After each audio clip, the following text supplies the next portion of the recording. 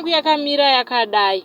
Ndakaroorana nemurume wangu 2014, takaita mwana wedu 2015, tikazoita mumwe 2020. Murume wangu haasati aroora, asi ini ndakangoti kana Mwari vazotizarurira tichanoroora. Zvino tinogara tichinetsana mumba umu medu nguva nenguva. Vana vakutozviziva, anotaura kuti ini handina basa newe, kana ukaenda hauna basa. Ndinombofunga kuenda asi ndofunga zvevana vangu kuti votamba hunherera vabereki varipo here.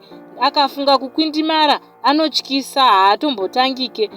Dzimwe nguva tikanetsana, anogona kurova vana, ukamubvunza wotorohwa. Last time akandisendera mafoto emusikana waidanana naye. After that akandirova. Mwana akati, marovero amuri kuita mama, ko vakafa munoita sei? Vakati kana akafa haana basa. Hama dzangu dzikanditi kumbira ruregerero, ndikaita sekudaro. Last week ndaitoseka zvangu pafoni, ndaiva paFacebook.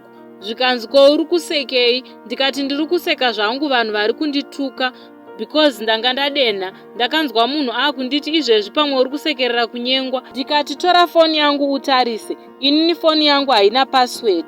Tikaita chimwe chinhu tikanetsana, anotanga kutaura zvemaex angu zvinondirwadza. Ndinomboshingirira asi vana vangu ndo vandoitira. Ndakamboedza kuti nditraye kugadzirisa zvinhu, mafeelings angu adzoke, but now zvakundiremera. Ndinomboedza asi haazvioni. Iye pane paakambodhonza time yakareba akagara, but nyobvo yaingotaura hake. Izvezvi akutodanana nemurungu wake. Ini kubva ndichiroorwa handina kumbobvira ndaita boyfriend. Handitozvidiwo. Ndibatsireiwo mhuri yeZimbabwe. Ndapererwa because mumwe wangu anotaura mashoko anorwadza hama dzangu. Anotuka, anoti haana basa nemunhu, anoti haana munhu kumberi kwake, rukudzo chairwa haana.